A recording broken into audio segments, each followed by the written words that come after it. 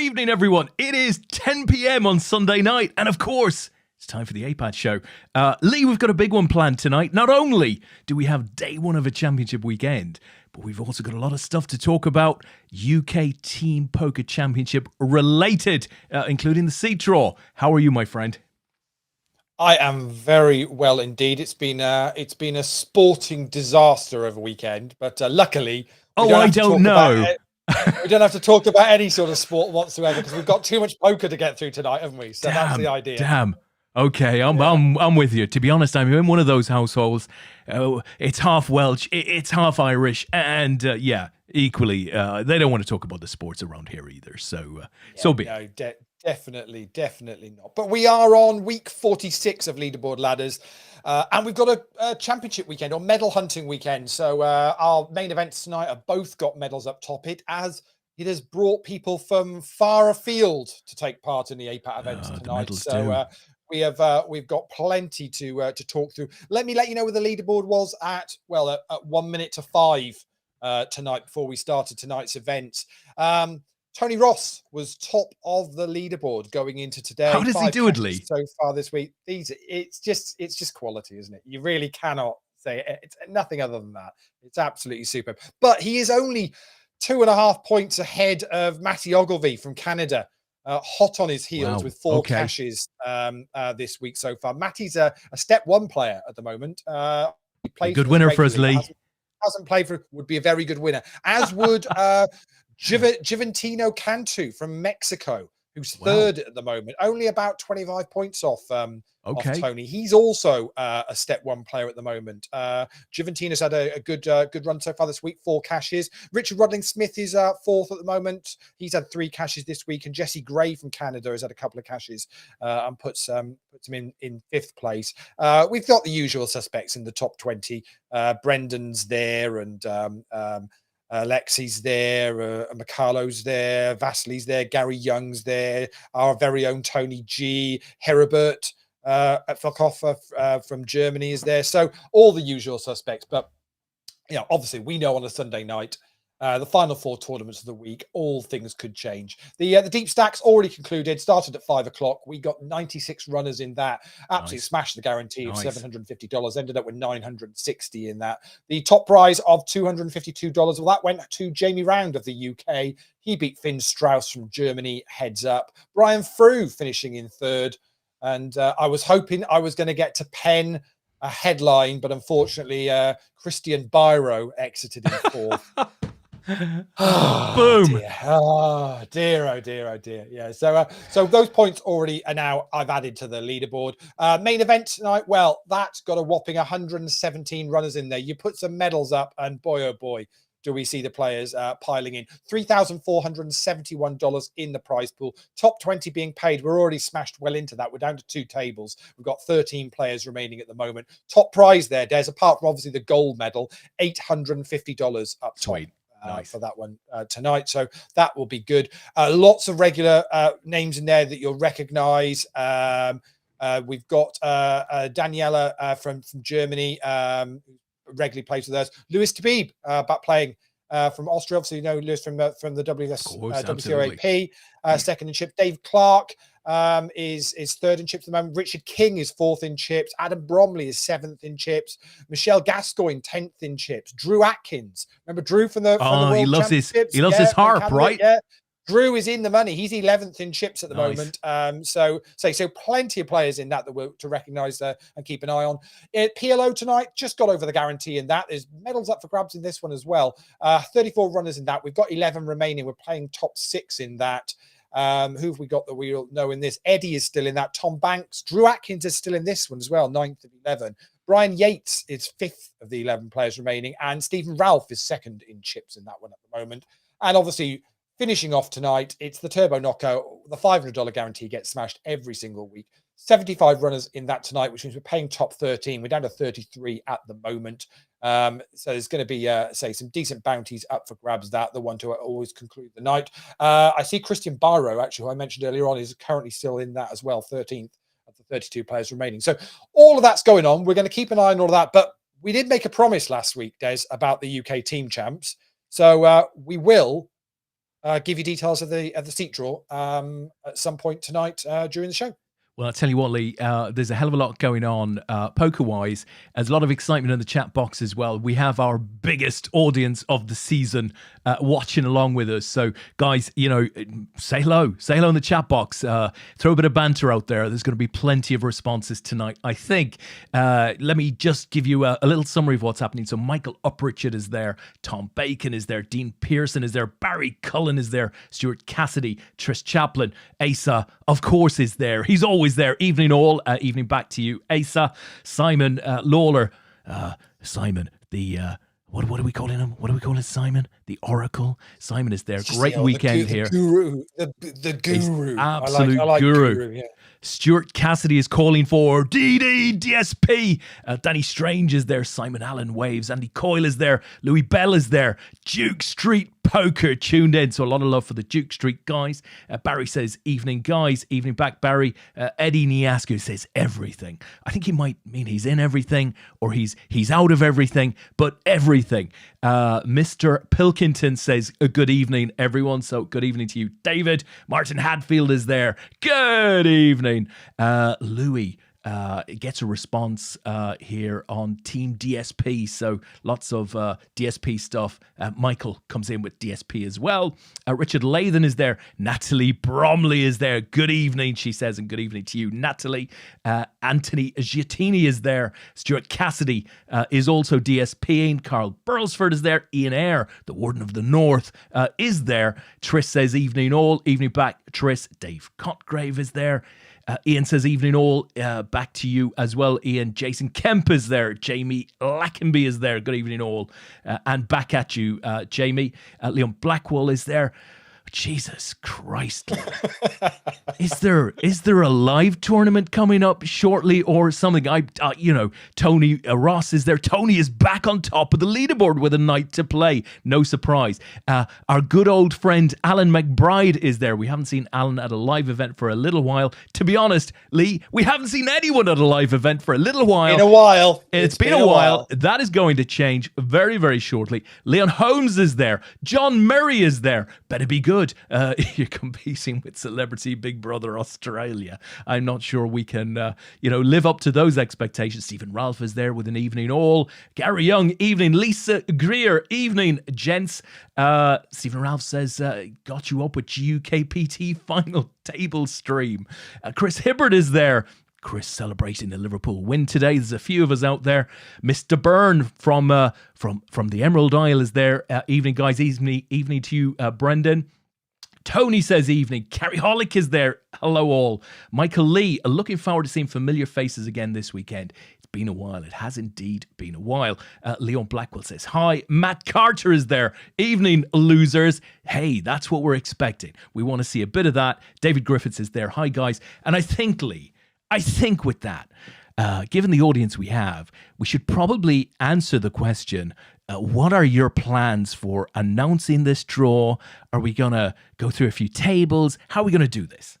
Yeah, well, I thought we'd go through, we'll go through a couple of tables. So I think that's the best way to do it. So, I mean, we've got so many people in the chat. I guess the way to do, I'll let you pick, but what we really want to know is who wants to know their table. So if you want to know your table, just pick me or something in the chat. Des will call out a couple of names and we'll put a few tables up on the screen and we'll have a quick chat through a couple of them. And then we'll let you all know where you can actually, see the full table, draw yourselves and have a work through. But we'll have a bit of fun to start with. And we'll get a couple of tables up. So if anybody's, if anyone, maybe no one's interested, Des. Well, listen, maybe I can let me throw one out there, Leigh, just to get the whole thing sparked and up and away. And to be honest, after that intro, I just want to have a lie down. But I'm going to throw a name out there and let's bring this guy's table up. And we'll go from there. So, Kai Hutchinson, right? Let's see who is on Kai's table. It's bound to be moist, to say the least. That's one way of looking at it. Okay, right, let's do this. There we go. I have Kai's table up on the screen. So Kai is he's going to be on table 56 next weekend. He's going to be sat in seat number 8. Okay, he on his table then. He's going to have Kevin Bell from Duke Street Poker, Dave Stones from Angie's Room, Lisa Greer is on his table, Head Williams from the Malvern Poker Club, Susan Ettery from the Slow Rollers, Daniel Salmons from Quad Jokers, Andy Coulthard from Bicester and Banbury, and then he's got Dwayne Porter from the APAT Misfits. Not an easy table for Kai. No, it's going to be tough. It's going to be a tough table. I recognise quite a lot of the names there, a lot of experienced players. Interestingly, not a bunch of, Kai type heavy drinkers, I don't think. I think that could be a sensible table. The question is whether they can hold Kai back or whether, in fact, Kai will influence all of them and there'll be Jaeger bombs going through, throughout the first level. We'll just have to wait and see. I think 56 it's just bar side of Dustle Dawn, I think. So, yeah, I think he's nearer the bar than the toilet, so he's okay. So, yeah. Well, I tell you what, there's a bunch of tables, Lee. I don't know how we're going to do this, but Jamie Lackenby was the first in, I think. No, hold on, he wasn't.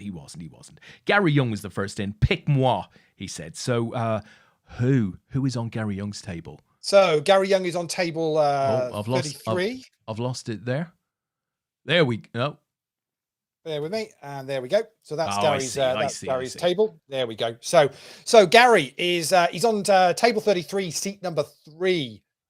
Oh, that's a table, isn't it? Eh? Look at that. Look at that. Mr. Pilkington over from Ireland. You've got Walty Pies, right, Ben, who will probably just walk around the outside of Dust Till Dawn for the entire weekend just to keep his level of fitness and exercise up. Gary there himself. We've got Nathan. You've got Steve. Tris Chaplin is there in seat 6.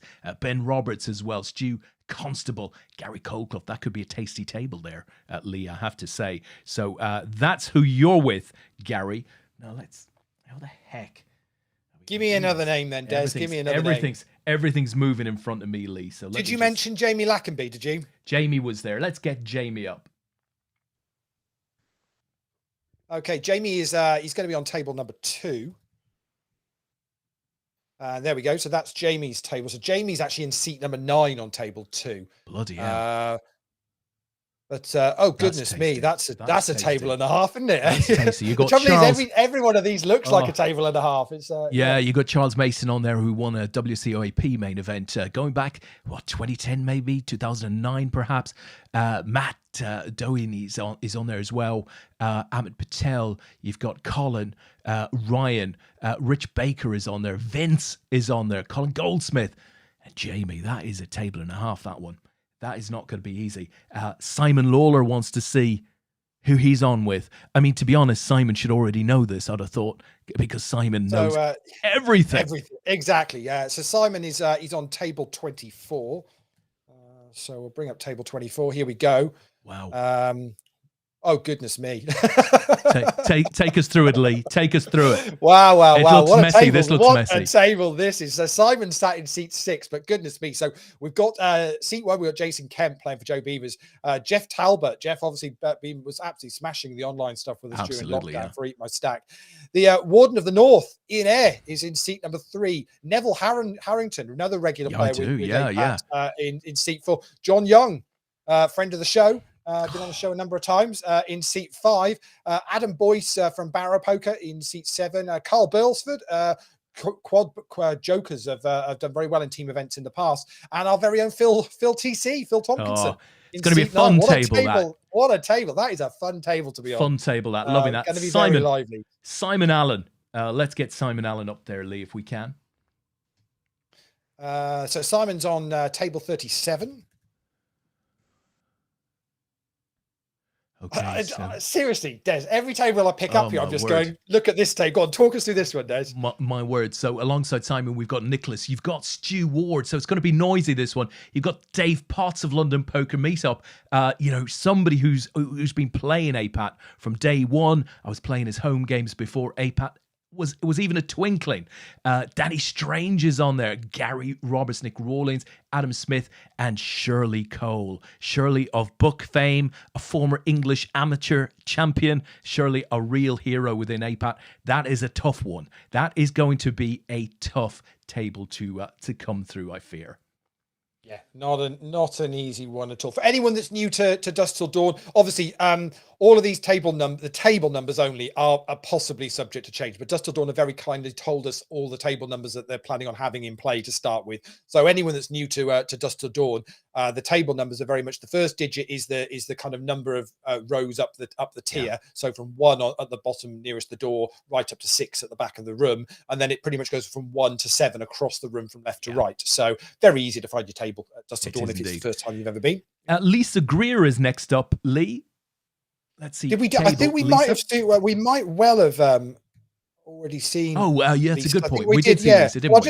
I'll just bring it up just in case she didn't catch it. So there's Lisa on Kai's table, which is the one which we showed. That was the very first one we showed. So who else have we got? Louis Bell.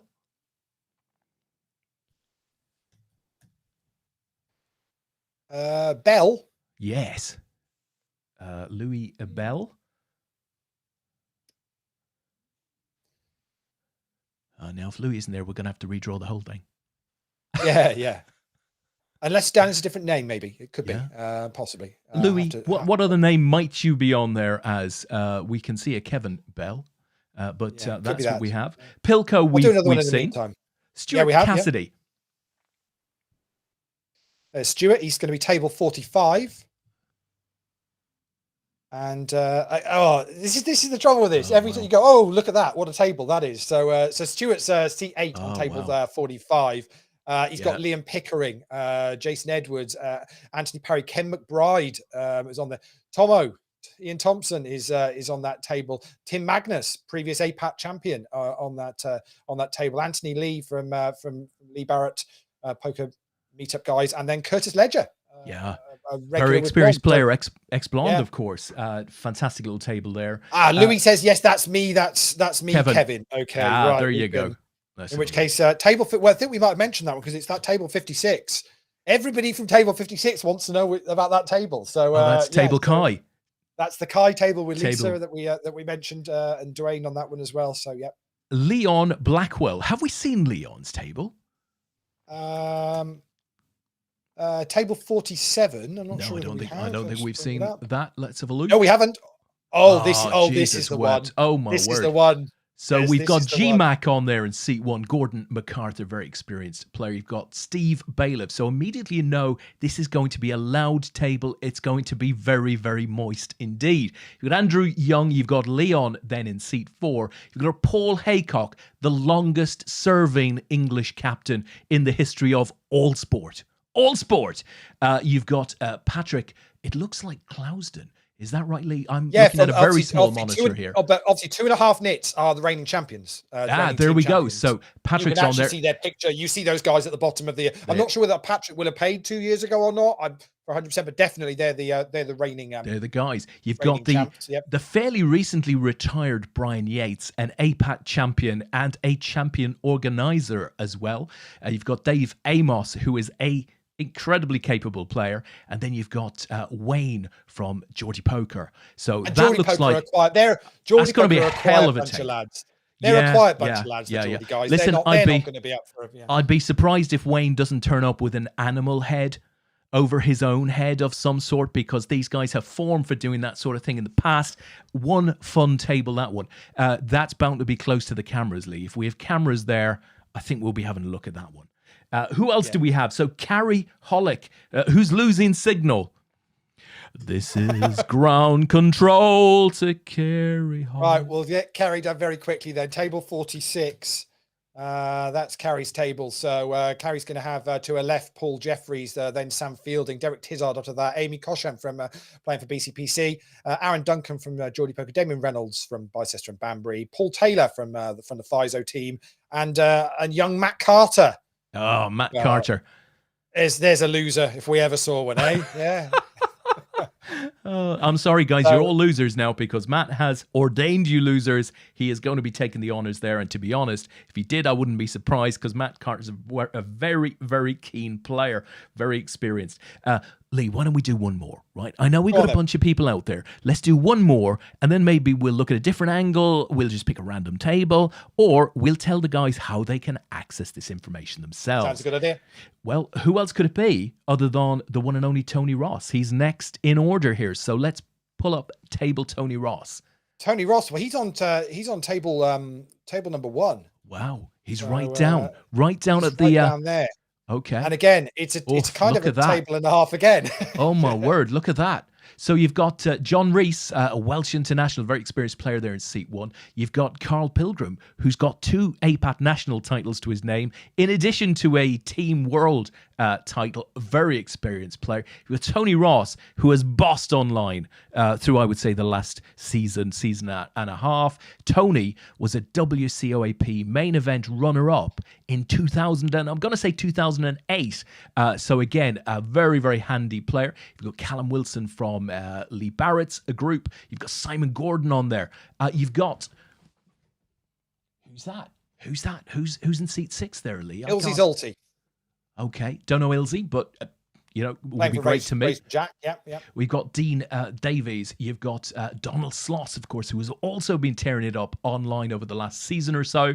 And you've got Tony from Duke Street in seat 9 on that table. That is going to be a real tasty one. There doesn't seem to be too many soft spots there. A lot of experience on that table.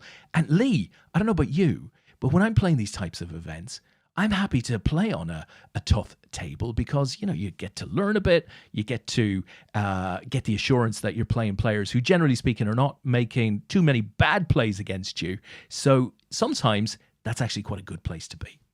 Yeah. And because of the weekend, the type of weekend it is, and it's the first one back for 2 years, actually, you want a table that's also going to be a bit noisy, a bit chatty, and having some fun along the way as well. So the right mixture works well. But have we yet found a table where we've gone, oh, that looks a little bit easy?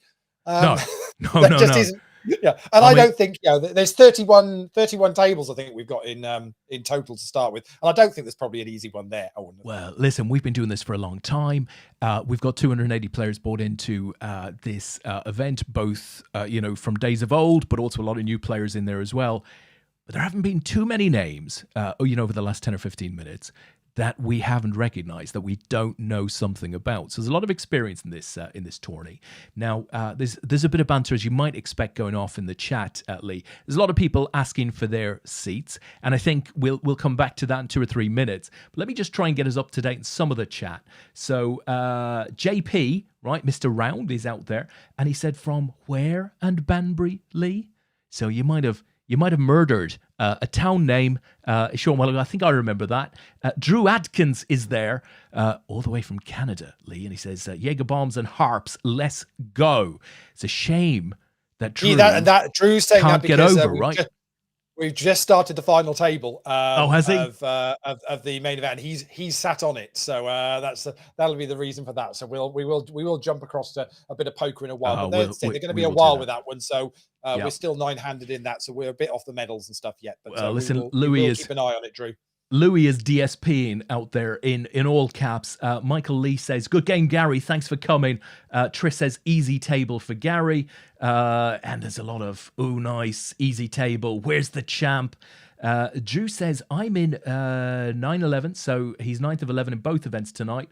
Do we give participation medals? Well, if you're still in, Drew, you can get the real thing, my friend. He is actually, he's now sitting... 6th of 9 in the No Limit Hold'em, and he's 4th of 9 in the PLO. So shape. Drew, get it done. Get it done. Yeah. Adam Sharp is out there. That's a heavyweight table. He could have been describing any number of them there. The Warden of the North says, easy table for me. And Simon Lawler is the most honest of all. He is the Oracle, and he just simply says, FML, which of course is fuck my life. He knows he's on a tough table. Simon says that looks a great table. Hope there's a shot clock. Michael Lee, Simon, Nicky on your left. There's a lot of that sort of stuff. So Des, 280 players we've got playing next Yes. weekend. Do you know who was last one out of the hat? The last player out of the hat, out of the Last 280. player out of the hat. Not the captain. I'm going to say the captain. No. Not the captain, No, Carl no. Pilgrim. No. No. I don't know. There's got to be a reason that you're asking.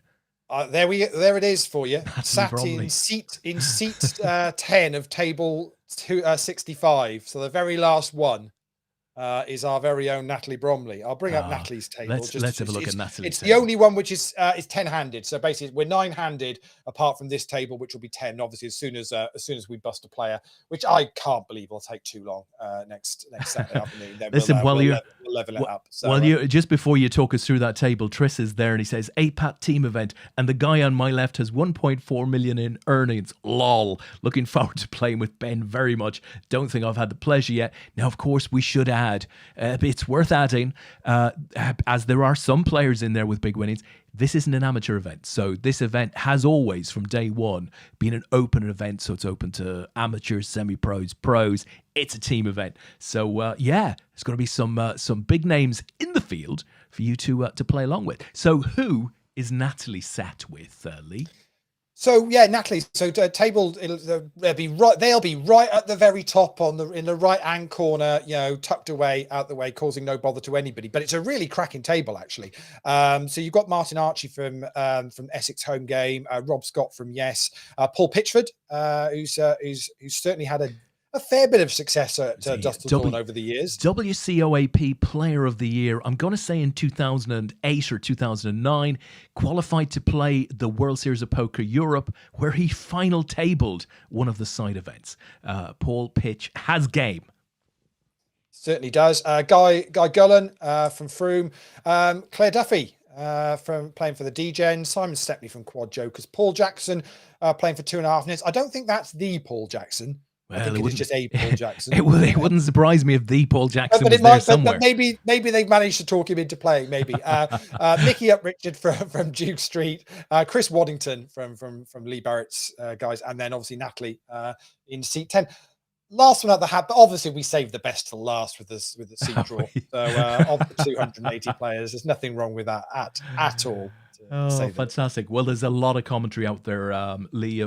Just from players sort of, bemoaning their bad luck at being on table XYZ, or saying how loud, table ABC is going to be, and lots of good stuff going on out there. So how, Leigh, if I'm stood out there at the moment wondering what table I'm on, how can I find out? Excellent. So we've got it all loaded up on the website. I'll let you know the address to get to it now. I just want to very quickly show you the easiest way to go about finding out what's going on. We've got a little search function on the seat draw. So if you're team captains, for example, you can very easily. So we'll use Carl's team as an example. I can start typing Shay Jair into the search, and it will give me all the Shay Jair team. So fantastic. I can very easily then see where they all are. So for captains, that's really easy for you to quickly grab a screenshot or whatever of where your team sat. If you're an individual, so again, I'll use Carl as a perfect example. Start typing your name in. It'll bring up all the Carls that are in the seat draw. You'll see you're there at table number 1, T01. All you then do is in the chat is type in T01, and it'll bring up your table for you. It is as straightforward as that. Now, it is subject to possibly the odd change of table number or something like that, but we're certainly not envisaging changing anybody's seating positions, other than if a player gets swapped out in this week for whatever reason. That will be the only reason. It'll be a change of a person in that team. To access that, all you need to do is go onto the website, go on to apat.com, go on to apat.com/seat draw. So that's all one word, as simple as that, and you can access that information. It's available on the website now. Obviously, don't stop listening to us and watching the poker, but you can check that out as well. That'll be up all week up until the event next weekend. So the information there, as and when we get change of player names or anything like that, we will make sure that gets updated as well. So you guys are always looking at the latest information we can give you. But as simple as that, apat.com/seat draw. All you need to do. Fantastic. Thank you, Leigh. That works swimmingly. And of course, we'll put a link to that within the Facebook group after the show so that you will be able to link from there also. But all of that info is out there now. So Leigh, really looking forward to this. Any other information that the guys need to know? Side events? Do you know, is that opening up tomorrow? Is that the plan? So side events will open up tomorrow from 8 o'clock in the evening, as far as I'm aware. If you want to register in advance for any of the side events, you need to have a Lux on Pay account set up. If you've not done that yet, Tom's posted up some details on the Facebook group about where you need to link through and do that. Get it done. You will need to verify. You're on a small limit with Lux on Pay until you've kind of provided confirmation of your address details and bits and pieces like that. They turn it around pretty quickly, but you do want to get it organized, because we're kind of thinking that side events are going to be pretty popular, and you, as well as all the players from APAT teams turning up for the weekend. Obviously, the Dust Till Dawn regulars that have been playing, at Dust Till Dawn for the past few months with the soft opening, will be, going in and looking to play their regular Friday night games that they want to play, which will include that bounty on a Friday night. I certainly think that one is going to be super, super popular. So if you haven't yet got a Lux on Pay account, recommend doing it. It's a free account to get. It just gives you the ability to then make a payment direct to the Dust Till Dawn cash desk to basically pre-reg for tournaments. So well worth getting organized. It's well worth doing. And guys, just to clarify, APAT isn't making any money out of Lux on Pay or anything like that. So this is just a D2D sort of operational tool. It works for them, therefore we're happy to support that. And if it gets you into those side events early, if it assures you of your seat, then absolutely that's a win-win. And what we should also say is Rob and Rob's team are behind Lux on Pay. So from a point of view, it's not an absolute kind of random third party that no one's so it's those guys are behind it. So you can 100% know that it's a good system, and just to say it's well worth getting registered up and getting sorted. Fantastic, love it. Shall we look at some poker? Yeah, I guess we better hand, because we've got a final table. So let's get the seat draw down, and let's bring up a table and see what we got going on, because it's as we've got a hand happening in the middle there, and we might well have lost Daniela. We have, yes, just lost Daniela as we came to that table. So let me give you an update where we are with the poker tonight now. No Limit Hold'em main event started with 117 runners. We are down to 8 now, as we've just lost Daniela in 9th place. Finished there for just under $94. So 8 players remaining there. Richard King's chip leader at the moment. Lewis Tabib is second in chips. We've still got Dave Clark, Drew, Michelle is still there on that table. Matthias Jutt as well from playing out Malta. So that looks like it's going to be a cracking final table, which we are going to focus on. Give you an update on the PLO, though. That's down to 9, as we did allude to, because Drew is now second in chips in that one. Wow. Eddie Nyaxu's chip leader in that one at the moment. Tom Banks is still in there. Stephen Ralph is still in there. Alessio Conti is still in there as well. So loads still going on in that one. And the Turbo 75 runners, we're down to 16, so we're 3 off the money in that. Kirsty Farha is chip leader in that. Billy Johnson's still in that one. Mark Bennett's there. Tim Magnus, Simon Allen, Dean Pearson, Heribert, Jeff Talbot still in there. Simon Cook as well. So yeah, all still playing for points. All trying to chase down Tony Ross, who's chip leader at the top of the table, as we say, or points leader at the top of the table going into today. I think he's still there. I don't think anyone's overtaken him. I'll have a look in a minute, and when I catch up with some of these exits. But yeah, eight left. Playing for medals at the top. $375 for third, $547 for second, and $850 up top. So cracking number of runners for this tonight, supporting the medal weekend. So this should be a good final table now, Des, I think. Yeah, no, you've got a good bunch of players here, good deal of experience there as well, and obviously a great prize at the end of it, whether you're talking about the cash or indeed the medals. You're just getting your hand on an APAT medal is always a nice thing to do. There's lots of players who haven't had the pleasure thus far. No, absolutely. And I know lots of players will have now gone from the chat and have desperately gone onto apat.com/seat draw to check out exactly where they're sat, but hopefully still listening to us as we're doing this. But yeah, let us know about your seat draw for the team event. If you've had a look, and I'd love to know what what you think. Are you looking forward to the event? Happy with who you've got on your table? Anybody you think is going to be a pushover? Other than obviously John's just John Murray's just put up his table draw. It's an interesting one. He's got Caitlyn Jenner, Meghan Markle's brother. He's got Jessica from Maths and Omarosa on his table, apparently. He's done well. He's done well on there. Is he near the bar? That's the most important thing with that, I think, probably. I don't know any of these people, Lee. I'm not sure these people have APAT rankings. I think John might sail through that table, if I'm honest. Yes, I'm sure he'll be okay. But also, let us know. Are you planning? Who's coming up on the Friday? Who's planning on playing the side event on Friday? Or are people traveling up on the Saturday? Where are you meeting for breakfast? We need all the useful tips to know what everybody's up to next weekend. What time does it start at, Lee, on Saturday? What the poker? The poker. I don't know. Is it like 2 o'clock or something like that? Is it 2? Genuinely, it's been a while. It's been a while. It's been a while. It has been a while. 2 o'clock. That's a really good question, actually. So, listen, assuming it's starting at 2 o'clock on Saturday. I mean, we're pretty sure it's starting on Saturday, right? We're at least aware of the day. Assuming it starts at 2 o'clock, I will be pulling it to town at around 5 to 2, Lee.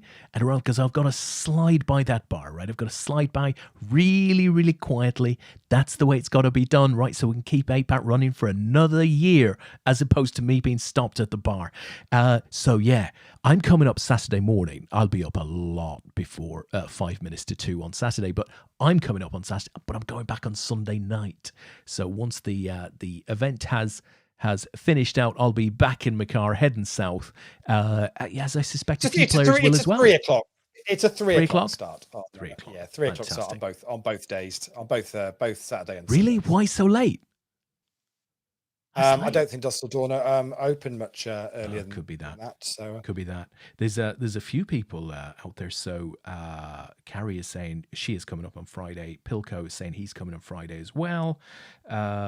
Yeah, there's a bunch of people going to be coming on Friday. Doesn't surprise me at all. I think Friday is going to be absolutely rocking. And of course, we've got Super Bowl, right? Super Bowl final on Sunday night. So Monday morning. Yeah, and it's been a bit of a turn up in who's in the final. So I don't think it was the final that perhaps most were expecting, but certainly one of the games, the Bengals the other weekend before last, certainly I think surprised a few and have made it through to the Super Bowl. So it should be interesting. I don't know. Again, let us know in the chat. I know we've got plenty of players as well. Crikey, we're watching Queens versus Kings. Oof. And looks like Drew is going to get a double up through Niels. He does. Wow. Could be Drew's night. Can he, is he in with a chance of making a late run on the leaderboard if he takes down both of these events? Let's have a look. If he took down both of the events, he'd get himself into the top 20, 5 right? Probably for doing that. Oh, really? Yeah, certainly. Comfortably in the top 20. Might even make top 5 with it. Okay, that'd be great. That'd be a great week to make top 5. Listen, Stu is out there. Stu Ward. He says he's on the same table as Danny Strange for the 33rd APAT team event in a row. Now, there's a man whose football team has enjoyed the greatest success this weekend. For years, of course, they knocked United out of the cup on Friday night. Middlesbrough we're talking about here. Handball! No, I didn't see that. I didn't see that, Lee. I didn't see that at all. But did you watch it?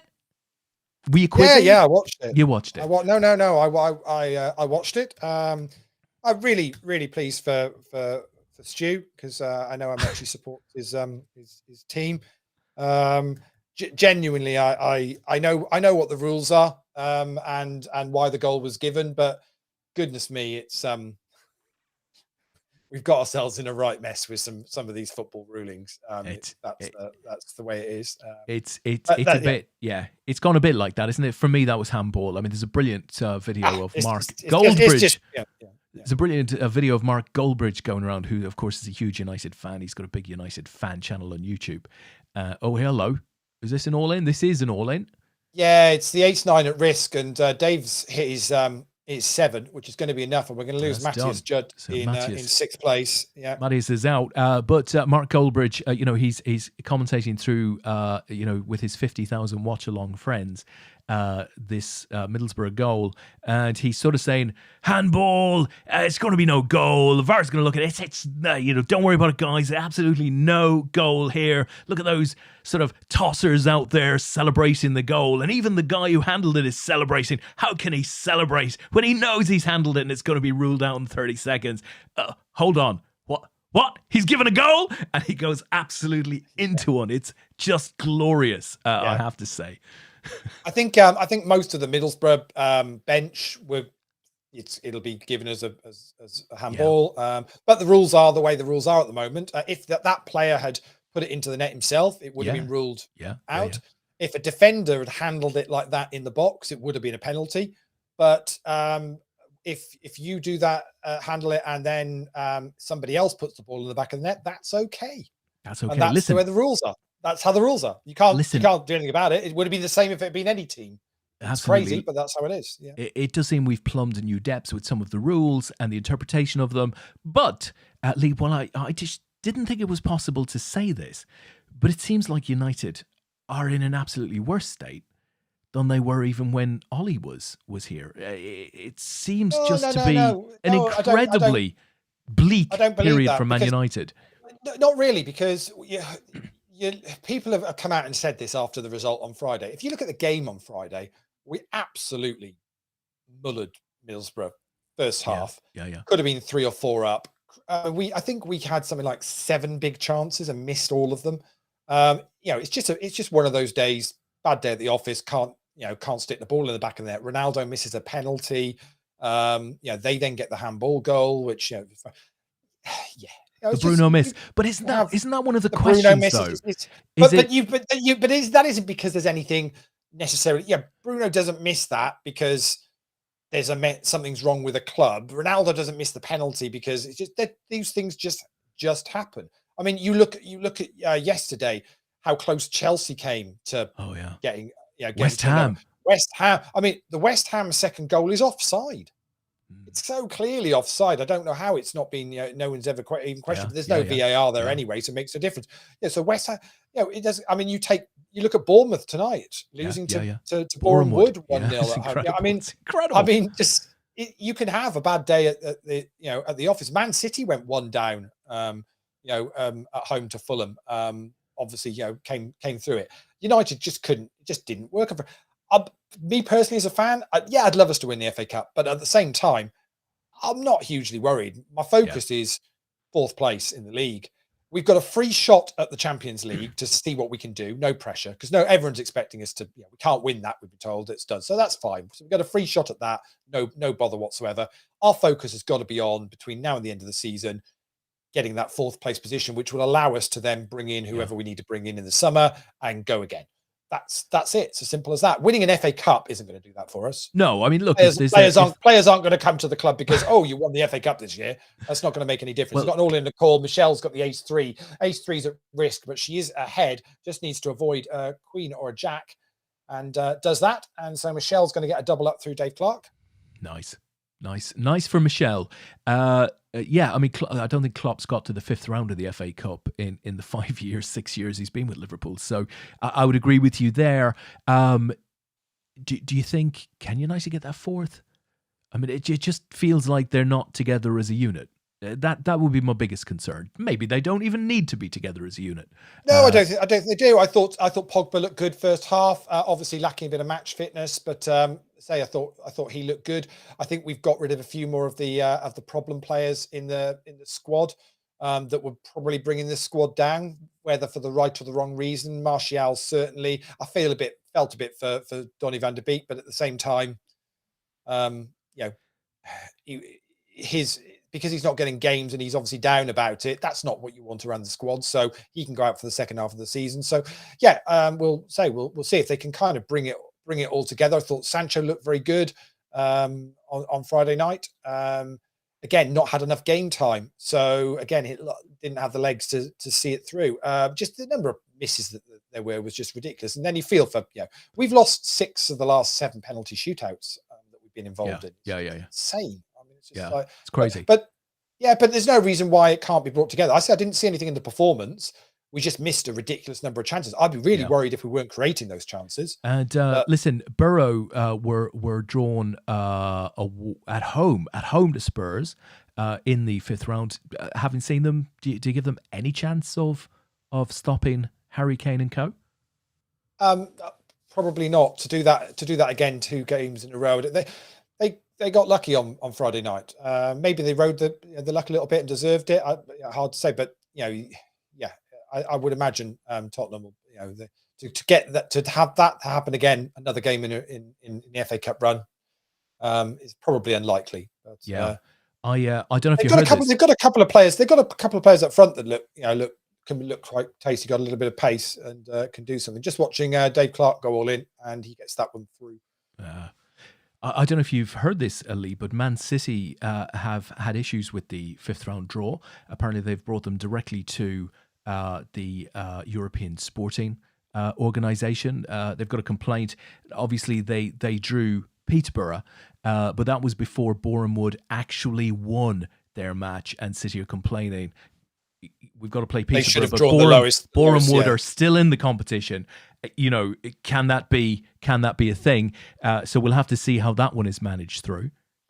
Yeah, when was the last time Man City got a tough cup draw in anything? To be honest, it's been a while, hasn't it? It's been a long while. Money speaks. Ace will be on in a minute saying, no, that's not let's true, draw him out. Let's draw him out. We know he goes to bed around this time on a Sunday. Let's draw him out.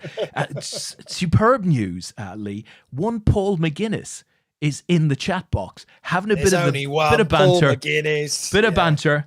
It's the very best tournament in the world. Football, obviously, not poker. So I guess he's talking about the FA Cup. I can't believe he thinks football is better than poker. Poker has been so good to Paul McGuinness. I have just to say. Watching an all in a call there. Richard King's Ace King is good enough. Neil's with a Queen Jack suited. Not a bad hand to get it in with, but nothing hits for either of them. So Richard King, who we know has got skills when it comes to Sunday night poker with APAT. He likes comfortable chip leader. Absolutely, he likes a good bounty. Richard King, the Chocolate King. He certainly does. I mean, it's why we couldn't afford to put another advent calendar promo on the Christmas just gone. He cleared us out of chocolate the year before. Our factory in Switzerland. I mean, they've nearly closed down because of all of the chocolate we've sent through. One Glenn Townsend is in the chat box. He's saying up the posh. Of course, Glenn is a Peterborough fan, so he'll be looking forward to taking on. I'm not sure, beating Man City, but taking them on and putting on a respectable performance, I have to say. Glenn, you missed a lot of banter about next weekend's game, the first hour of the show. It is all there on demand, my friend. We are looking forward to coming to Dusk Till Dawn, are we not, Leigh? Absolutely. Is there anything we should let people know about, Glenn? If there is, pop it in the chat, and we'll make sure to what day the message. What day is day one on? Day one. Is that the Friday, Saturday, or Sunday? I can never. I just get. I get confused, Leigh. Very confused. All in a call. Ace Queen versus the Queens. It's the Ace Queen that's at risk. Dave's going to need to either hit running hearts or an ace. Oh, here we go. Needs to be an ace now, and the Case Queen comes out anyway just to finish it. And Lewis Tabib is going to win that. We're going to lose Dave Clark in 6th place, so we are down to 5. Getting close to these medals now, Des. You're getting close to medals, Leigh. This is beginning to burble a bit now. It's going quickly at this stage. So what sort of shape is everybody in? What's our average stack here, Leigh? Average stack is 1.1 million. Blinds are at 25,000, 50,000 at the moment. So average stack is about 23 bigs. So Michelle's in a little trouble here. She's going to have to speak soon, I imagine. Yeah, I think so. Glenn's just confirming in the chat that we're on a 3 p.m. start, and the club is open 2 hours before the start on Saturday. Super. So the club will be open from 1 p.m. Super. Those we're down to 5 in the PLO as well. Drew is still in that. He's 5th of 5 in that, and he's 4th of 5 in this. But this is a cracking double effort from Drew. Yeah, I was talking to Rob. It might have been the night before last night, Leigh. We occasionally have these chats very, very late at night. They're very random, and we finished the chat where Rob assured me they would have a lot of beer and a lot of food in for the guys, because that's always our problem, right? These casinos, they run out of beer like just too early. Yeah, I've got a funny feeling you might see them run out of Corona on the weekend, but they won't run out of lime. Yeah, if for anyone at home knows exactly what I'm talking about. There would be a certain symmetry to that, I have to say. Yeah, absolutely. Yeah, definitely would be the case. Yes, but even Dust Till Dawn, which are very good at stocking up these things, we do still manage to kind of smash bar records and that kind of thing for fun normally at these events. So, and I'm sure after 2 years of being at an APAT event, the players will give it a good go. I think the APAT management might give it a good go for this one. This is for all of us, right? This isn't just for the players. We're all looking forward to getting away. Yes. Yeah, I must admit, I've got a meeting on Friday morning, a virtual call Friday morning, and then I'm in the car and heading up to Nottingham. Actually, I did Wales and back today, so I had to pop up to Wales for the day. So I've done that today. So yeah, starting to get out and about doing bits and pieces. So yeah, nice. My daughter. So we are just gonna say we're down to 5 in the PLO. We're down to 7 now in the turbo knockout. That absolutely flies by. But we've still got Tim Magnus is still in that. Jamie Gormley, Simon Cook, Jeff Talbot is still going in that one. So I'll keep an eye on that for everybody. My daughter got the keys. Oh, hello. Michelle is all in here. Ace Jack versus Ace King. And unfortunately for Michelle, crikey, Richard's picking up some cards at the right time. We lose Michelle in 5th place, picking up just shy of $200, but very well done to her. Well done, Michelle. Good run. Good run. And, Ace Jack looks pretty when you're sat on that stack at this stage of a final table, I have to say. Did not work out. So Glenn has confirmed that on Friday, the club will open 1 hour before the start. So you'll be able to get in there at that time. Ben Walty Pies Walton is in the chat. Good evening to you, Ben. We talked about your table draw sometime earlier in the show.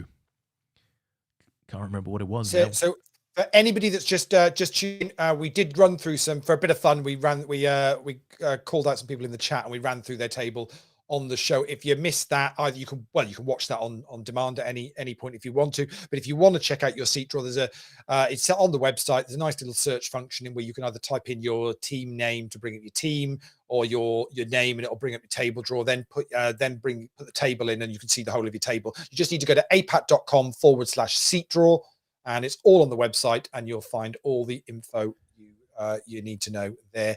And if we have any player changes between now and next weekend, we will update it on there as well. If it's a change of just a change of name. So fantastic, all good. And Triplin is just recommending to Glenn that he should order 4 to 6 extra boxes of Corona. Maybe we should run a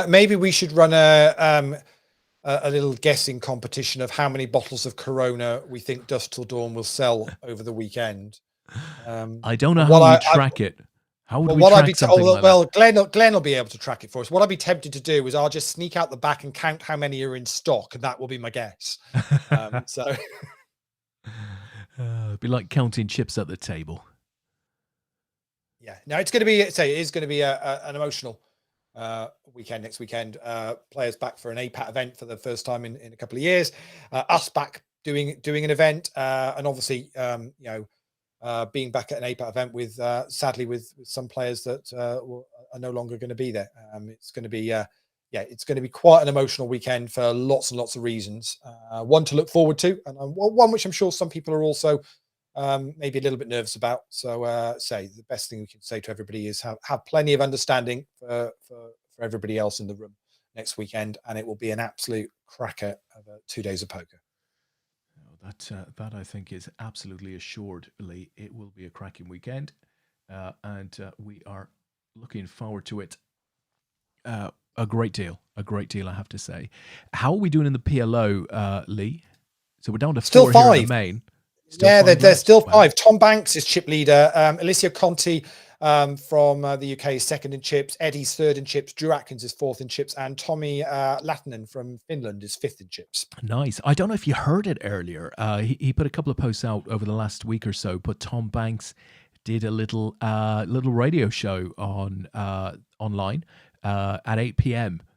This evening. I heard a little portion of it, not too much because there was lots of stuff going on around us, but I thought he was brilliant. Thought he was really, really good, I have to say.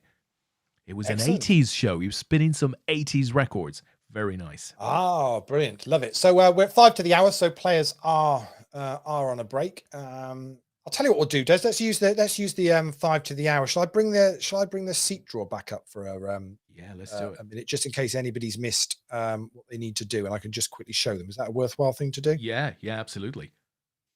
Let me just bring that back up. So yeah, if you're on the if you go onto the website, so if you go onto apat.com/seat draw, and then what you'll see is you'll see the start of the seat draw, basically, and it's in table order with then the seat number, player, and the team. So if you want to go, and if you're a team captain, you want to go and find your team, for example. Let's bring up the APAT show team, for example. These are the 8 that are representing the show. So you can easily see that. And so as team captains can very easily just go and find all of their teams' seat draws for the event. This stuff, is this accurate? Are there mistakes in here? It's just I can't can't see either your or my name on that APAT show team. I know we're not guaranteed a place. We're going in on day 2. Oh, straight in on day 2. Yeah, okay, yeah. Good point. Yeah, straight good into point. So you and I are straight. You and I are straight into points. That makes a lot more sense now. Yeah, exactly. So so for team captains, you can just easily pop into the search, bring up your team, and there you'll see your 8 players. If you're an individual and want to know where you're at, we'll use Brendan as an example, as he was top of that list there. Just start typing your name into the search. It'll bring it up for you. It'll show you there. So Brendan, if you're Brendan, you go, right, I'm on table 14. Okay, well, I want to see who else is on my table 14. So back in the search, type T14, and that will bring up Brendan's table. And as you can see, he's actually, we'd not brought up Brendan's table before. Actually, that's an interesting one. He's in seat 5, so he's got Ant William in Eat My Stack in seat 1. Carl Jones from the Hit Squad, Will Young from BCPC, Danny Weaver playing for Blonde, Mick McCluskey playing for Angie's Room, Dylan Roberts for the Slow Rollers, Andy Coyle for Coldstream, and Eddie playing for Peace Hearts. I'm convinced there isn't a soft table in this field. There's not a soft table in the house. Just look at that. There is not a soft table in the house. I don't think. Ant Williams was final tabling WCOP events, main events, back in 2009 at Dusk Till Dawn. Will Young's had many a deep run. Brenda Byrne, of course, has been all over both our online and live medals for many, many years. Mick McCluskey's an established Irish poker player. Eddie has been knocking him back for quite a while during the lockdown period online with us. There's just, and these are just the guys that I know off the top of my head immediately. There isn't a soft spot anywhere. Let's do a random table. How about table 41? Let's have a look. Let's switch those around. There is no table 41. There isn't a 41? 42. Okay, let's do that. Holy bejesus. Oh, no, there isn't. There isn't on those. Is there no level 4? Perhaps there's no level 4, is there? Or no, it's from 45. There we go. Okay. Because the top left-hand side is the cash table. So we did 46 and we've done 47. Let's go up to 55. Well, we haven't had a look at 55. There you go. That's 55. So you've got Naz in seat 1, again, an experienced player, a lot of success online with us in particular. You've got Patrick Costello, you've got Rob Lloyd, Asa McGrath there, who's won numerous bracelets and medals. You've got Phil, Michael, Keith. Michael Lee's a regular player. He absolutely is. He's in the chat box as we speak. You've got Jordan there as well. You've got Ross. I'm guessing Jordan is Matt. I'm guessing Jordan is Matt Gillies' brother. Okay. Yeah, that would make sense. And of course, as you said earlier, the guys are the reigning champions. So they know they have what it takes to score big points.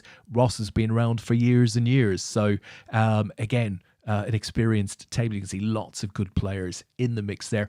And that's why this has become credibly the UK Team Poker Championship. You know, if you're a rec player, this is the one you want to take down, because, you know, it's not about bragging on your own. It's about bragging as part of your team, your community, and there's nothing quite like that, as many will attest to over the years. Just very quickly bring up 33, because it's the Dave Pilkington's table. So he just mentioned it. We mentioned Ben Walton on there, and Tristan's table. So I just saw him put it in the chat. T33. So Cradle table. So yeah, it's all good. So that's all on the website. Just go to apat.com/seat draw, and you can go and find all of that information yourself. It'll also be up on the table on the in Industrial Dawn on Saturday when they've loaded it up onto their system, so you can see all that you'll need to there. But the poker started, so we'll get the poker back up on screen. We're down to down to 4.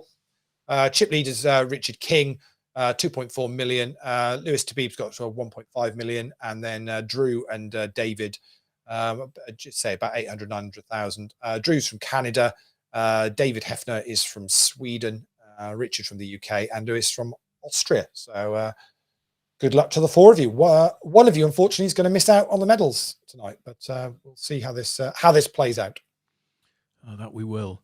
Which hotel are you in, Lee? I'm staying at the Holiday Inn Castle Marina. Okay, and I think I'm in the Travel Lodge pretty close by. I think Tom, Mr. Brady, is in the Travel Lodge. A bunch of guys going to be in those 2 hotels. So again, you know, if you need a lift over and back or anything like that, just post it up in the group, and there may very well be, you know, space, car seats, you know, going. So just I thought you were going to say we show them how to download the Uber app. No, are we not doing that? No, okay. Hell no. All right, okay. Hell no. Yeah, all right. We don't have a deal with Uber, Lee. We're not promoting Uber here, but there may be seats in cars that can help you get. Yeah, no, again, and it's a good thing to do. It's environmentally a good thing to do, and it's a lot less hassle for people. But it's no different than, I mean, I tend to always, when leaving Industrial Dawn, especially if there's guys around the bar or whatever, it's just, you know, give a shout out. I'm heading back to the hotel, and I've got space in the car. That's right. £5 a seat. Yeah, well, sometimes people are just like, actually, do you know what? Yeah, I've had my fill for the night, and quite happy to get back. So it's always worth giving a shout out to people. So just in case. But I think on the Sunday night with the Super Bowl, there's going to be a lot of people hanging on for that. So Dave Hefner is all in here. He's putting pressure on Richard. Richard in the big blind with a big stack. Does he have the cards? He doesn't need to make the call here unless he's really got some premium. It's still, David shoving there for pretty much half of Richard's stack. It's not there's just no need to do it. Yeah, and it doesn't make a tremendous amount of sense for David to be shoving his stack in when he's still in pretty handy shape for top 2 minimum. Unless he's got something in there that he likes. Yeah, it's a strange one to be picking up effectively the antes and 60,000. But obviously everybody chooses to play these moments as they see fit. It could be that he genuinely had an actual premium hand and was hoping that somebody thought he might be stealing. But still, you're not calling it off with any sort of rubbish. You'd have to have a pretty strong read to be doing that. Quite right. Stu has made me an offer in the chat box. He said, I'm in that hotel, Des. You can be my carer back to the hotel. I think I'd be wise to pass up on that one. That sounds like a real bum deal. No. Do you remember the last time? I was going to say, do you remember the last time Stu was hammered? And to be honest, I mean, where would you start? But do you remember the time in Stoke when he lost his silver medal and it travelled the world without him? Travelled the world, yes. Sending him postcards from unlikely spots. It was one of the greatest. You see, you've really run bad there, because you get the message from Stu saying, I'm in your hotel, Des. I get a very civil message from JP telling me he's in the same hotel as me. Yeah, which is, I mean, I think I run good, don't I? How good do I run? Yeah. Well, JP's probably feeling somewhat the same, because anytime JP and I are together, I'm always pitching deals at him. At this point, he probably thinks I'm just out to try and use him, which is not true, of course. So he's probably thinking, oh, thank Christ I've escaped Des, because I just know he'd be, pitching, Carlsberg. I know there's quite a few in a blue bottle. There's quite a few actually staying in the Holiday Inn. I know a number from the APAT show. I've already got booked up in there as well. So well, those are the two locations, and I guess there'll be a bunch of B&Bs and stuff like that around there, but generally those are the closest two hotels, right? Yeah, I think there's a few others. I think the Village is also an option as well, which some people stay at. So actually, I mean, Nottingham's very good. I mean, Nottingham's a nice city, and there's plenty of. We've got an all in. We're going to get a call here. Lewis has popped it. Decision for Drew gets out the way. It's Ace King versus Jack 10 for David. It's the Jack 10 that's at risk. He's got look at that flop. Draw options as well, but misses. Wow, a lot, and Lewis is going to pick up a huge stack there, and we're going to see David depart. So we have our medalists. It's the UK, Austria, and Canada are picking up the medals. Congrats to you, Drew guys. Has a medal, Des. Dude, he's so happy. He goes, woohoo, out there in the chat box. He was talking about a ribbon. He's going to take a ribbon. These medals don't come with ribbons. They come with boxes. You're going to be happy when you get this thing, Drew. Well done, my friend. Leigh, what do you think of the play with the Jack 10? It was suited. It was connected. It looked pretty. But ultimately, it's Jack high. What do you think of the play with Jack 10? It's not a great one, is it really? To be honest, but there was chips in the middle. We've seen a lot of that from David, looking to just get his chips in the middle, and has just then run into a more premium hand. And I don't think Lewis is getting away from Ace King at that position. Yeah. So bad timing. But the trouble is, if you're going to pull the trigger like that, time and time again, you're going to eventually get, somebody's going to call you down. And it is, as you say, it's only Jack high. Yes, it's suited connectors. It looks nice, but probably not the best moves in the world. Irrelevant to the result of how the hand played out. Not what I would have done. The infamous Drew says, ship that medal, baby. Do we have a medal? I'm assuming he's referring to you, Des. Yeah. I have no idea. I've never shipped a medal. I'll be honest. I don't know how that stuff happens. Do we still send them out, Leigh, or do people collect them? How does that work? No, we do send them out. All we ask these days is that they just need to kind of request a medal, because we kind of sometimes have to go chasing people. But Drew won't be a problem, because we know Drew will want his medal, so we will get in contact with Drew to get some details, and we will be shipping medals across the Atlantic. Fantastic. I hope he gets it with a note that says you've been asked to pay some import duty on this thing. I was going to say, I'm not sure. $58.99 import duty to get this medal. Whether Canada is accepting packages from the UK at the moment is another thing altogether. But that's just before you send it, Leigh, don't lick the envelope, right? Whatever you do, don't lick the envelope. It doesn't feel that long ago you and I were receiving packages from Canada, does it? We did. Absolutely. We had some beautiful liquid gold, as it transpired from one Mr. Michael Christensen. Maple syrup and some lager, wasn't it? It was absolutely fantastic. Very nice gesture from him. I've just, ironically, I've just looked at my fridge to see if it's still in there, the moose head, but no, the moose head died. It died very, very quickly after receipt. My maple syrup went into making gluten-free donuts, which is a good gluten-free donut recipe involving maple syrup. So I put it to very good use doing that. I bet. I had some on some product. It was very, very nice indeed. Some waffles, some pancakes. Listen, Tris is talking about, like many a commentator has said in the past, the Jack high shove, maybe not advisable. Do you remember? I've referred to this before, but it was one of my favorite moments from the sort of early 2000 World Series of Poker shows when the guy shoved. Ironically, he shoved with a queen high, right? And or he called an all-in with a queen high, and the player he was up against just ran through the casino saying, he called me with Jack high. Now, he actually called him with queen high, but nonetheless, it was a weak call. That was one of my favorite Jack high moments. Drew gets a double up there, A7 versus King 9 of Lewis, and hits. So Drew is doubled up, and that's evened up the stacks now for those two players. They're both on about 1.4 million now, and Richard has got double that, 2.8. All three of them in this hand. Oh, hello. Let's watch this one then.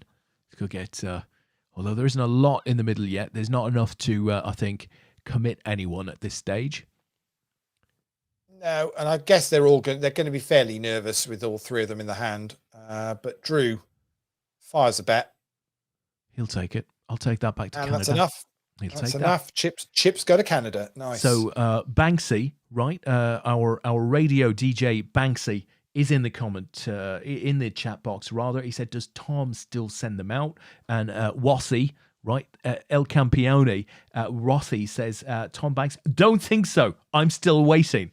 So apparently, Tony Ross is waiting for a medal.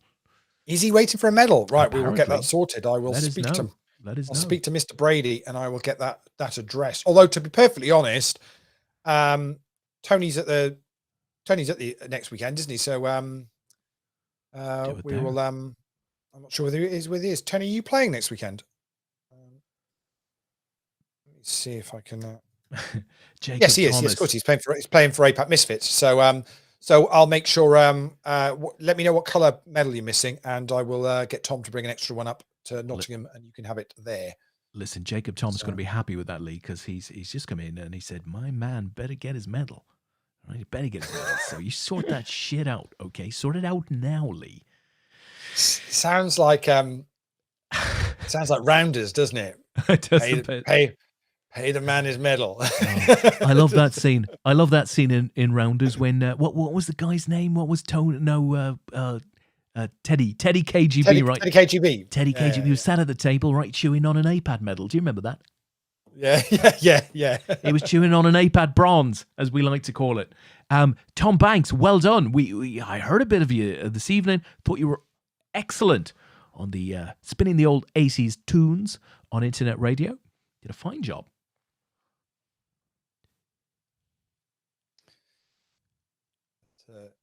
Yeah, if you are there next weekend and anybody is genuinely missing any medals that we have missed, I'm pretty sure nearly all have been shipped properly. But let us know, because obviously next weekend, if you are going to be in Nottingham, it's a great opportunity for us just to catch up on anybody that we have missed. But Tom will just need to know in advance so he can bring up any extras that we do need.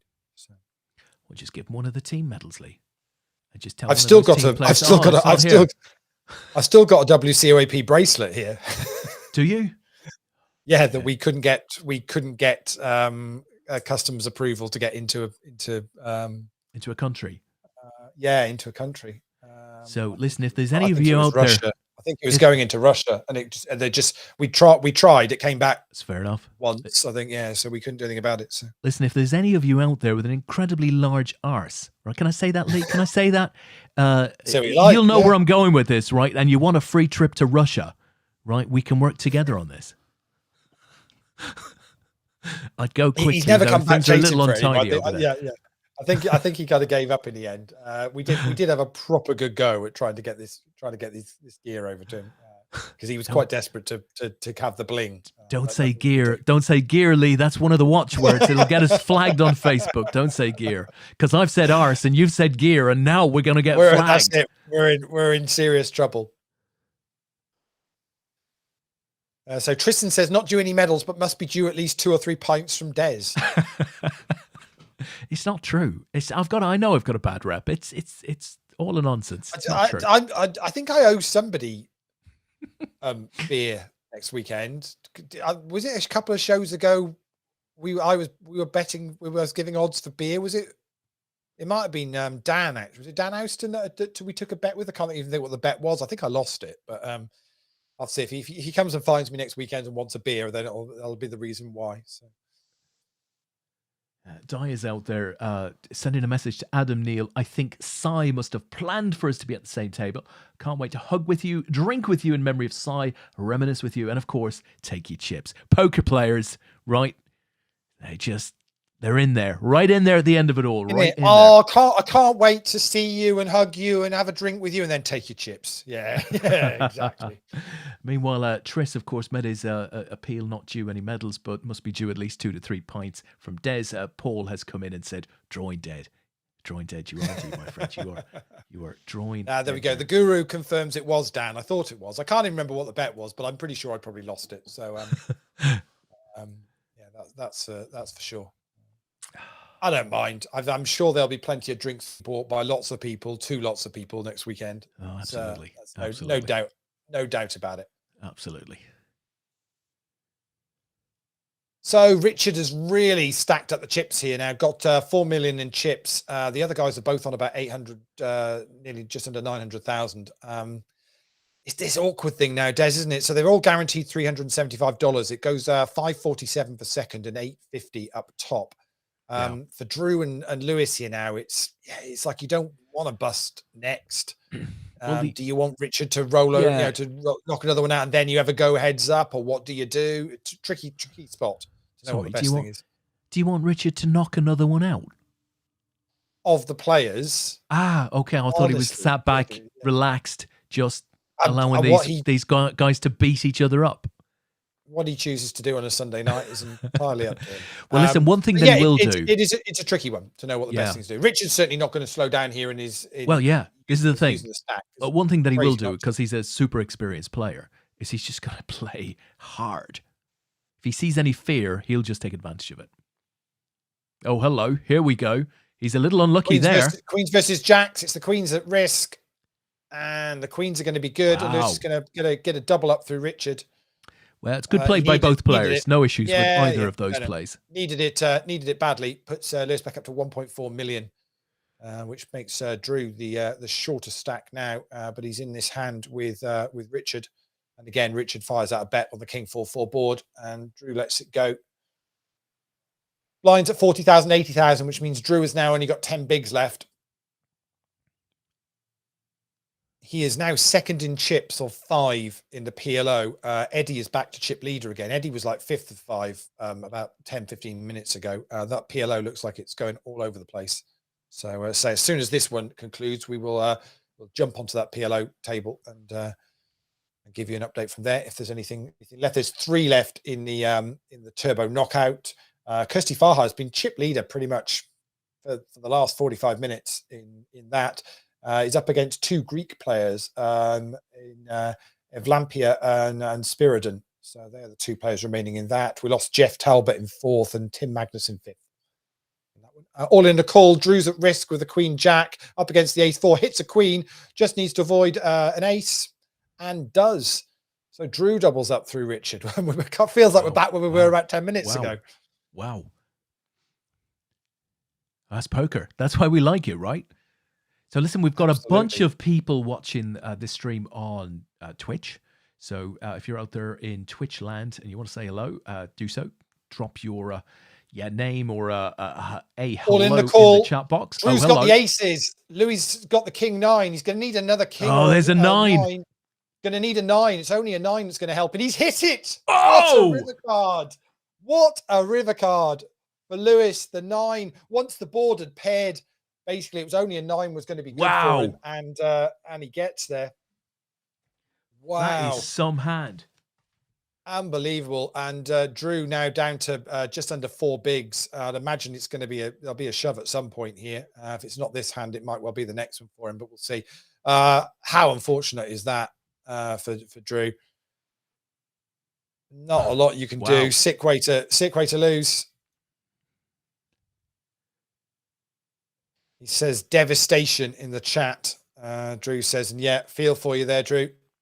There's really not a lot you can do. Let's see where this hand, Lewis is going to give him a walk. No, he raises it up. Drew's going to make the call. He's actually ahead. Drew's good. Needs to avoid a 6 and a 7. Now an up and down straight draw. The 4's going to hit, which is going to be enough to make a straight for Lewis. And we're going to lose Drew Atkins in 3rd place, but he's going to pick up a bronze medal. A bronze medal is making its way to Canada. Very well done, Drew. You can focus now in on the PLO because he is still there. He's looking for double medal tonight. Very rarely is that done. Very rarely is that done on an APAT medal weekend. It doesn't happen very often at all. So he's got 1 in the bag, and he's 3rd of 5 in the PLO. Yeah. See whether he can make it 2. I think the beautiful thing there as well, Lee, is that you can walk away from that final table knowing that he didn't make a mistake, right? Played everything 100%. Perfectly. Yeah, played it, no issues. Played it really, really well. Just there's nothing you can do when the cards drop like that for you. Not a lot you can do. So these guys are now fairly even, really. It's not a huge amount between them stack-wise. Richard just a little bit ahead. But I think that hand there will probably level it up. Yeah. about 2.8 million each. Blinds are at 40,000 and 80,000. So this should be a good heads up. Oh, absolutely. So listen, Leigh, I was just saying we've got a bunch of people out on Twitch Poker. Say hello. We'll mention you in chat. Also on YouTube. And one Decaf TV said, well, hello, beautiful people. I think he must be talking to you and I, Leigh, but somehow I can't quite, put those two things together. So you know who that is, don't you? Are we? It's not Mr. Geordie Poker, is it? No, did you say Decaf TV? Yeah. That's Dan Williams. Is it? Oh, I had no idea. Yeah. Well, good evening to you, Dan. Is that was that Twitch you were on? Yeah. No, that's on YouTube. We're actually putting this thing out on 4 channels at the moment. But I'd imagine he's I think he's Decaf TV on YouTube, on Twitch. So okay, so that would make sense. That would absolutely make sense. So Dan, if we're on BBC Three tonight as well, aren't we? We're on BBC Three, and we're on ITV after supercasino.com. Fantastic. Excellent stuff. Oh, dear. Peter Wigglesworth is out there looking forward to next week and catching up with so many people. Just home from London. Felt short of the money in the bounty, but took 3 players out, so was free rolling. Good practice for the APAT bounty on Friday night. See you all then. So we look forward to seeing Peter Wigglesworth as well next weekend. Rich Baker is there and says, good evening, boys and gals. Good evening to you, Richard. We saw your table pop up on the table draw a little earlier in the stream. So I can't remember exactly who you were on with. We went through quite a few of them, but if you go to apat.com/table draw, you'll be able to search and find that. Adam Neal is out there as well, having a chat with lots of people. Good to see Adam around. Adam doing some cool stuff with ACR these days with Melanie Mosner and the team over there, managing their streamers and stuff like that, which I think is pretty cool. Pretty cool outing to have. So maybe he'll be ACR patched up next weekend. That could be pretty cool. Or is Adam there next weekend? I can't recall. Yeah. Is there? Well, it'll be good to see Adam as well. The band. Adam is. I'm trying to think who Adam's. Oh well, you're. He's playing for Race for Jack. Oh, there you go. Okay, so it'll be good to see Adam and the Race for Jack team. Adam, I was reading on his feed there a couple of weeks back that Terra 4 are they're headlining a gig, I think, in and around the Nottingham area at some point in the not too distant future. Pretty excited about that to be, at the top of the gig list. Pretty cool. Yeah, Adam's got a good table. He's on table 11 next weekend. He's on with Rita Galvin, Gary Pennicott, Rory Laidlaw, Wayne Parker's on there, and Di is on that table as well. Fantastic, super bunch of people there. He says just drunk up, not patched up. That's fair enough. That's absolutely fair enough. There's about 7 players on that table just mentioned that would take that patch off of you anyway, Adam, and probably walk you outside. Right, Rita Galvin will beat you up for that patch.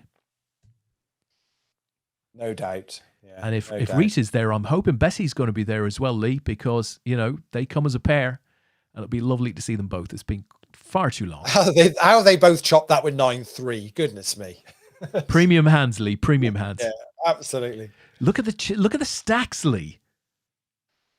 These boys are dead level. It's as even as you could get, isn't it? They say the blinds are now at 50,000, 100,000. So they're both sat on about 27 bigs, which means it's say these two players have got plenty of play here, and they're certainly not going to give up on it. I mean, the difference between first and second place is about $300 money wise. So, and obviously the color of the medal is all important as well. No, too right. So we're heads up in the turbo knockout tonight. It is Kirsty Farah, who's pretty much been chip leader for an hour.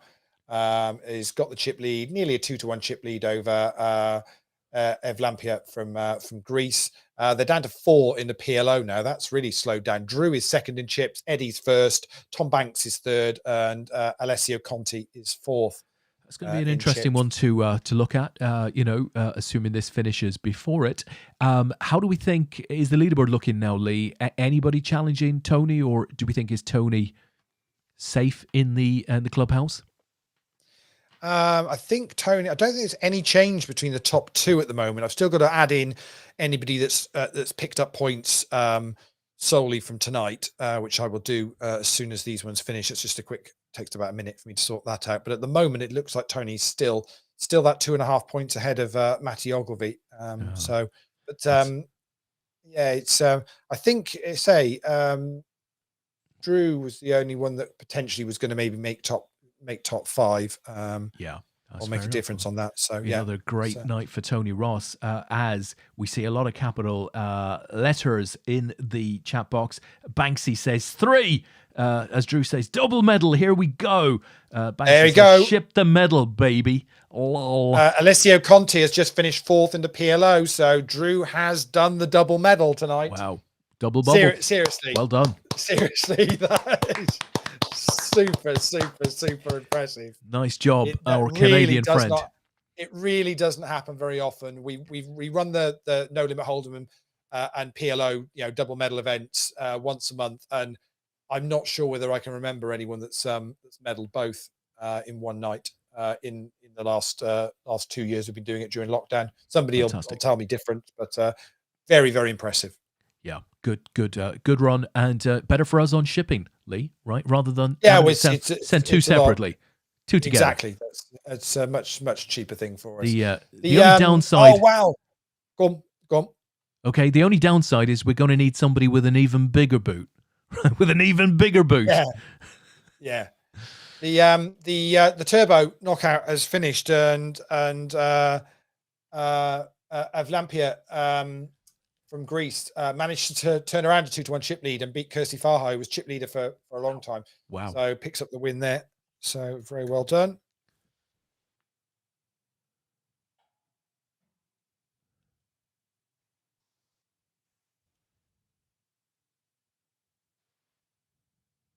Evlampia Tampazidou.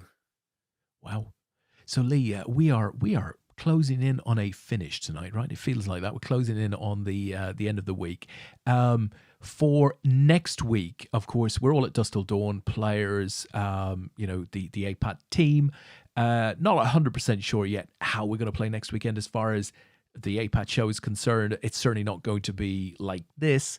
So I guess what we're anticipating doing is producing some content from Dusk Till Dawn.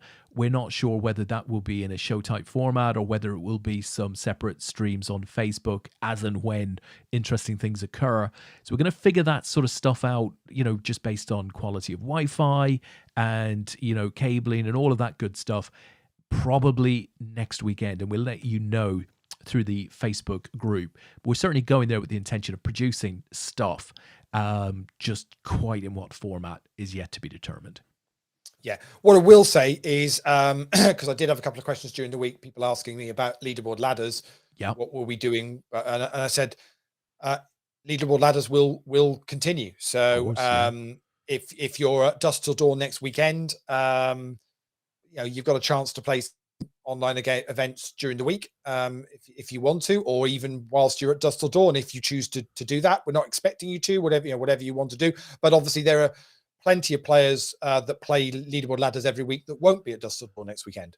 So it would be unfair just to completely put everything on hold for a week. So basically leaderboard ladders will continue. I will update every night and update the leaderboards, and we'll maybe put a thread or something up on the Sunday to confirm who's finished. But if you want to play leaderboard ladders next week, it's a fresh week next week. It's week 47 starts next week. Starts tomorrow.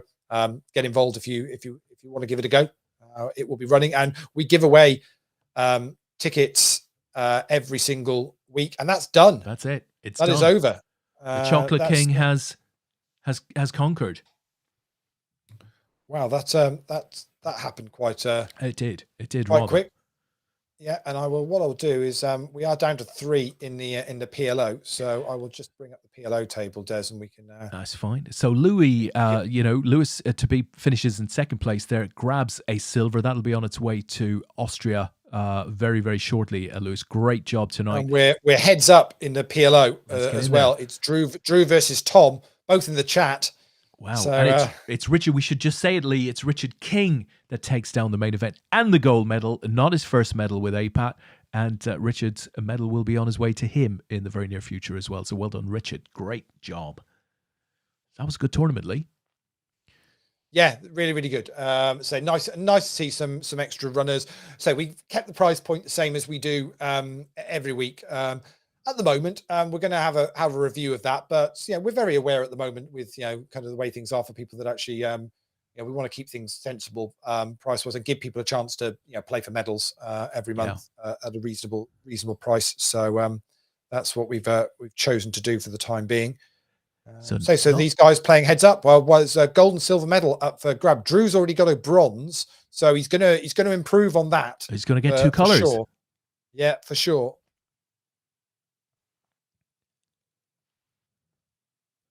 So it's Banksy against Harpsy. Drew's got a little lead here, and he's prepared to put pressure on Tom, and Tom's all in. Crikey, and takes it. Double up for Tom then. Double up for Tom. This thing has switched right around since we put it on, Lee. So there's not too much between them. It's all to play for here.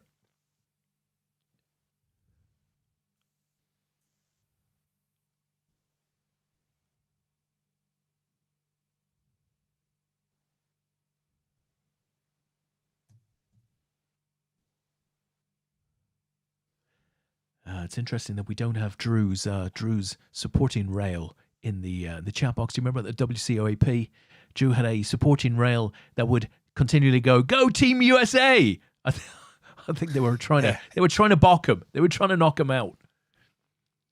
So it's been another good week of leaderboard ladders. 143 different players have cashed in the week. Cashed. Yeah, cashed again. Wow. So huge thank you to everyone that plays the events and supports them.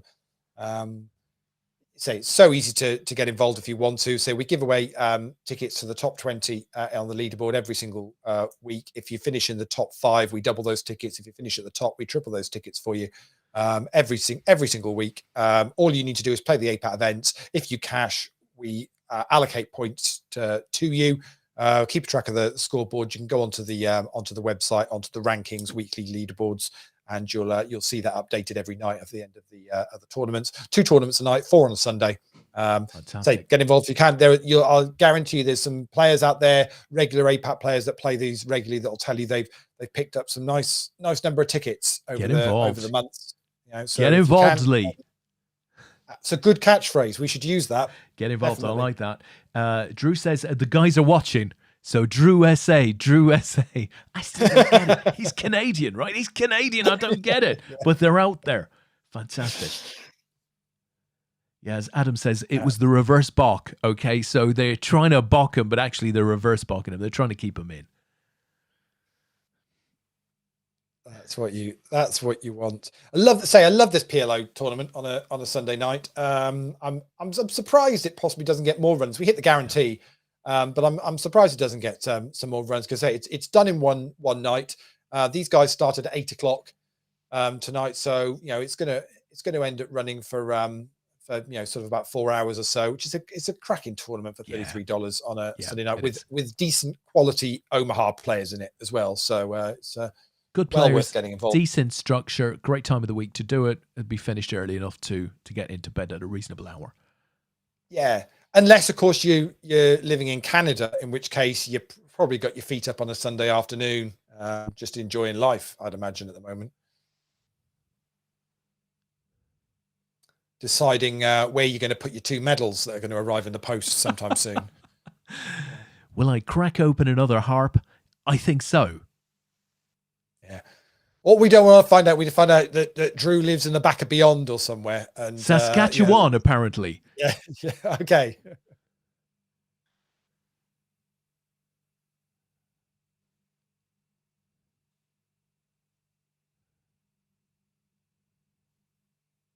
Lee, I think. Hello. Where have they gone? Where have they gone, Lee? Where have they gone? Where have they gone? It's done. It's as simple as that. Tom Banks picks up the win. Bloody hell. He had a Queen King 10-7 in his hand. I have no idea what the winning actual combination of cards were. The winning, honestly, seriously. I was thinking of my next quip, Lee. It was going to be a good one, but it feels so wrong now.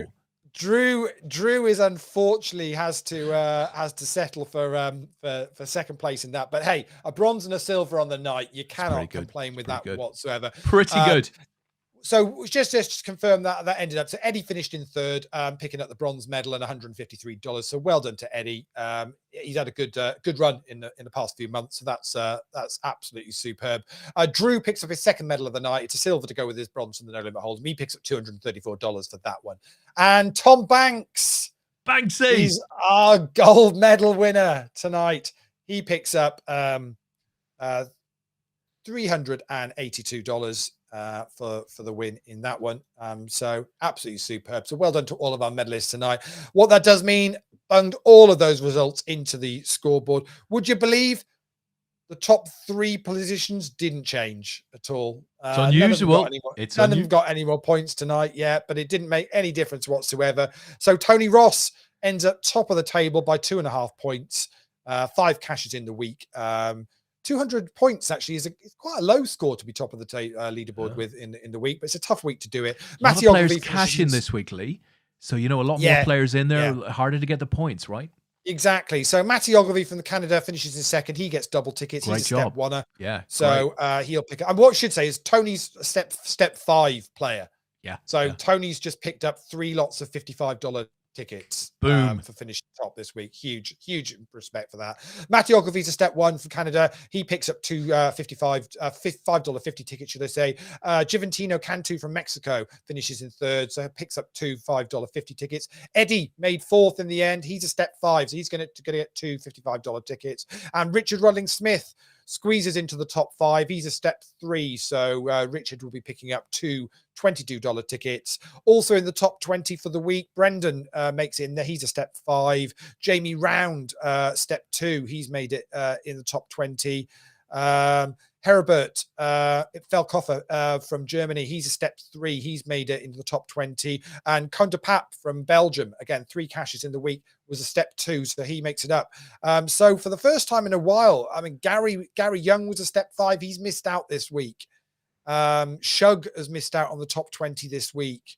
Gordon's missed out on the top 20 this week, although I don't think Gordon's played very much. Yanni's missed out on the top 20. These were all step 5 players that are unfortunately going to move down a step now from not being in the top 20 this week. But hey, you can't be there every week unless, of course, you're Tony Ross.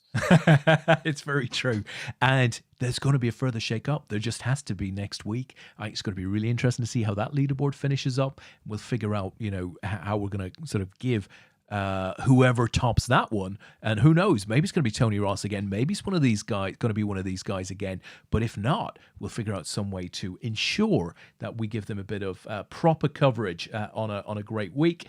Just a couple of last comments in the chat box, Lee. So Lewis Dabib, right, finished runner-up in the main event, said, I haven't played much APAT over the last few months, so I saved all the run good for this one. My 3rd APAT medal, love it. So well done tonight, Lewis. Drew, another silver medalist there, silver and bronze medalist. Harp time. Well played, Tom from Simon Lawler. And Banksy said, well played, Drew. Really enjoyed it. And Drew says, the unstoppable Tommy B. So, both of those guys giving a lot of good banter over and back. Lovely to see. I guess, Dawn Cook. Right, Dawn is there. Where's the draw? So Dawn's arrived in a bit late. Where's the draw? Lee, tell her where the draw is.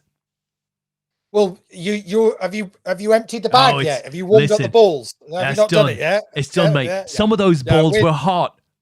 Yeah, I'm sure they were. So what I would say is, the seat draw is up on the website.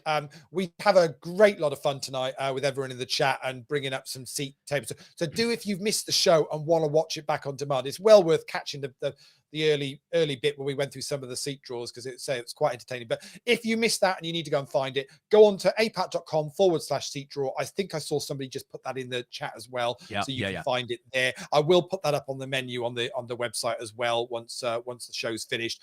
So apat.com/seat draw. You'll see the seat draws up there. There's a little search box in there, so you can, if you're a captain, you can search by typing in your team name and it'll bring up just your team and you can see where everyone's sat. If you're an individual, start typing in your name. It'll bring it up, bring up there. You'll see what table you're on. It'll be a T number. then just type in that T number and then it'll bring up the whole of your table. So lots of different ways you can do it. The information's up there. We'll update it with anything that changes during the week.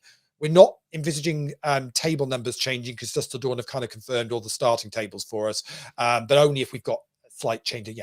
We're expecting maybe one or two might drop out and we need to replace players for one reason or another in the world that we live in at the moment. That might well be the case, but I've got a funny feeling most people by hook or by crook are going to be at Dust Till Dawn next weekend. Well, that's where else would you want to be, Des? Yeah. I think that's where we're going to be, Lee. We are going to be there. So listen, that just leaves us to say thanks for everyone who played this week. Next week's going to be a little bit different, but not from an online poker perspective. Leaderboard ladders events go forward, as Lee said, as they do every week. So maybe an opportunity for some of our newer players to top some of those categories next week. We're going to see a lot of you at Dust Till Dawn. We are super excited, super looking forward to that. If you aren't lucky enough to be able to join us at Dust Till Dawn, as I said earlier, we're going to be producing APAT content throughout the weekend. Do check in with us through the Facebook group. Keep an eye on the posts as they happen. And, we'll update you sort of across the weekend as to who's doing what within the tournament individually and as a team. It is, I think, outside of the WCOAP, our most exciting event of the season, the year. And, of course, it's APAT's first event back since before the APAT show was even a thought. So 2 years ago. So we're super stoked for it. We're looking forward to it. So I think that's probably it. Look out for content next weekend, and we shall go from there. So guys, if you're playing online, early days next week, just have a great time. Do well. And until the next time, bon voyage. Night, guys.